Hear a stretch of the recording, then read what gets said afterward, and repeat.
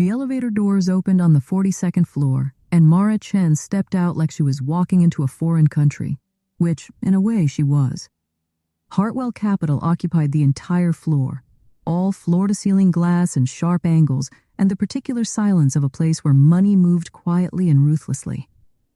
The receptionist, a woman who looked like she'd been carved from marble and ambition, glanced up exactly once. Miss Chen, Mr. Hartwell will see you in 20 minutes. Wait there.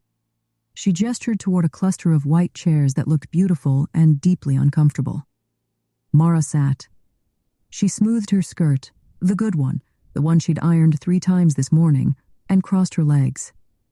She was 23, fresh out of NYU's finance program, and this was supposed to be her big break.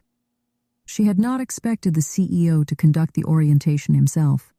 She had not expected a lot of things about Damien Hartwell. You're early. The voice came from behind her, low, unhurried, carrying the particular confidence of a man who had never once been kept waiting. Mara turned. He was... She needed a moment. Tall, broad-shouldered, dark suit, no tie, his white shirt open at the collar in a way that felt deliberate and maddening.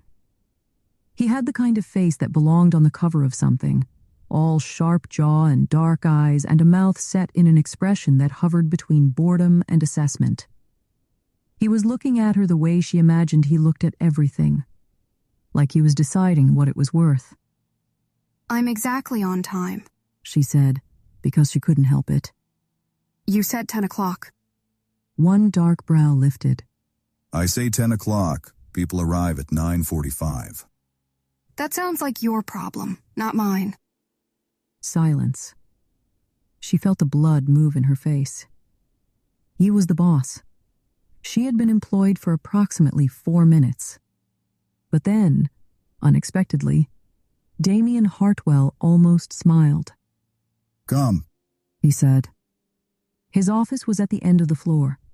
A desk the size of a dining table, bookshelves lined with texts that actually looked read, and a view of the city so spectacular it felt like a threat. He walked to his desk.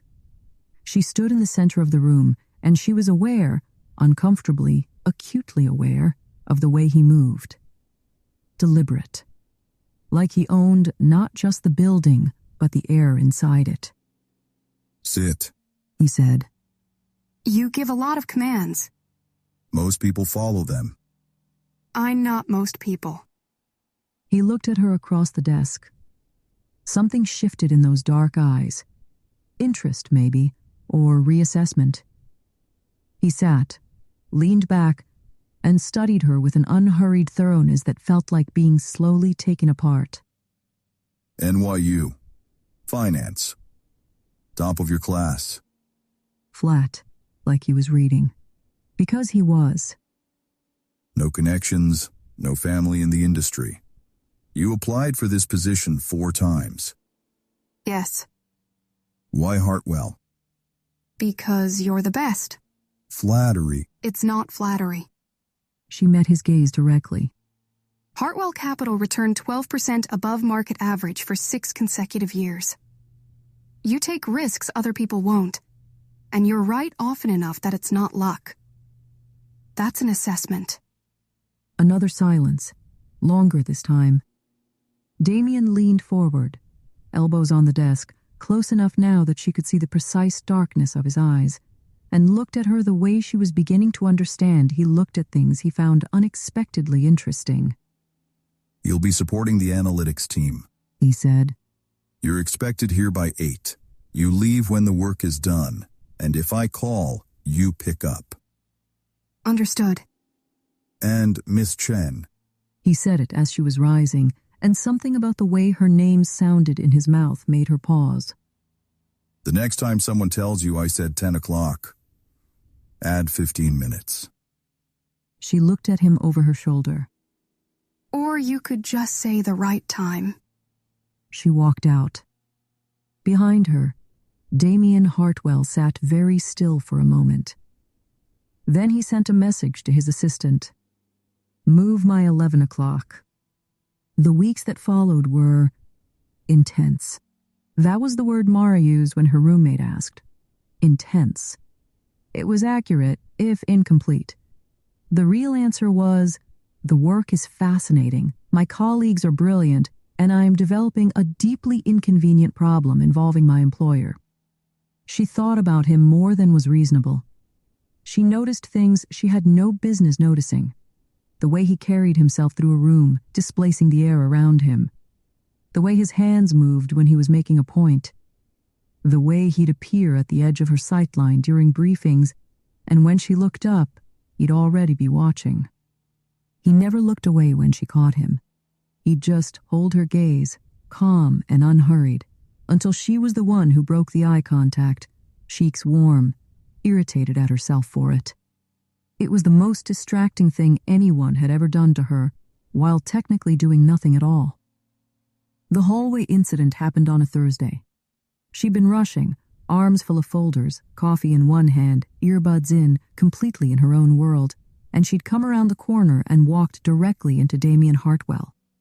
The coffee survived. The folders did not. Papers everywhere. She scrambled for them, mortified, and crouched to gather them from the floor, and then he crouched too, right beside her, close enough that she could smell him, cedar and warmth, and began collecting papers without a word. I'm so sorry, she said. Are you injured? No, She looked at him.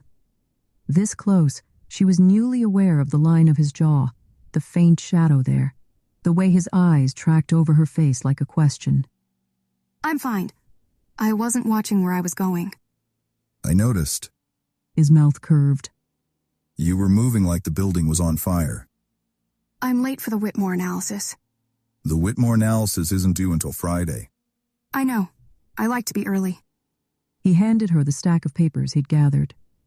Their fingers overlapped in the exchange, just briefly, just the warmth of his hand against hers, and he didn't pull away immediately. Neither did she. He looked at her. She looked back. Miss Chen? He said, quietly. Mr. Hartwell? A beat. 2. Then she took the papers, stood, and walked away, spine straight, measured steps. And she didn't look back, which cost her more than it should have. The night it shifted, it was raining. She'd stayed late, past 9, chasing a discrepancy in the second quarter projections, and the floor was empty and dark except for the ambient silver of the city through the glass. She had her heels off. Her hair was down. She was on her 3rd coffee and deep in a spreadsheet when she heard his voice. You're still here. She startled. Damien stood in the doorway, jacket off, sleeves rolled to his elbows, looking like he'd been at his desk for hours. He looked different like this, slightly undone, more dangerous for it. So are you, she managed.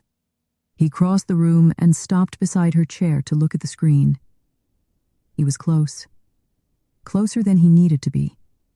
She could feel the warmth radiating off him in the cool office air. What are you chasing? She explained, the meridian discrepancy, the methodology choice, why it bothered her. While she talked, he leaned in further to look at the screen, and she was hyper-aware of every inch of space between them, or rather, the lack of it. 3rd column, he said near her ear. Low. She felt it. They're using a smoothed average. A decision from 2 years ago. It skews the projections toward optimism. That's a problem. Yes. Someone should have flagged this. Someone is flagging it now. He was still beside her, not pulling back. Write it up. End of week. You're assigning work at 9:15 at night. I'm recognizing competence at 9:15 at night. A pause. There's a difference. She turned to look at him. A mistake. This close, she could see the dark of his eyes and the faint tension in his jaw, and he was looking at her mouth in a way that was almost professional. Almost. Except for the fact that it wasn't at all. Stay, He said. I'll explain the meridian history. It'll give your write-up context. She should have gone home. She stayed. They sat across from each other in his office, the rain streaking the glass, and he talked about the fund, the decisions, the risks, the philosophy beneath it. She pushed back on his reasoning. He listened and pushed back in return, and she felt that particular electricity of being argued with by someone who respected her enough to bother.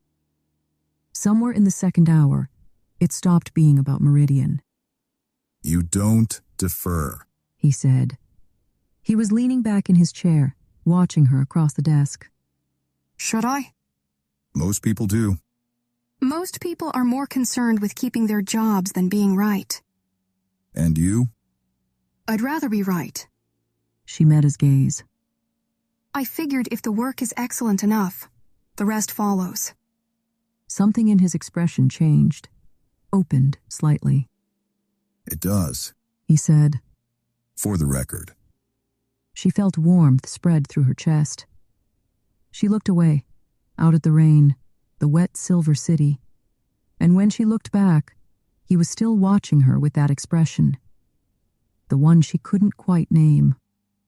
He stood, and instead of staying behind the desk, he came around it, slow, deliberate, every step a question she could have answered no to, and stopped in front of her chair. I've been very careful, he said quietly. For 6 weeks. Her heart was doing something unsteady. Careful how?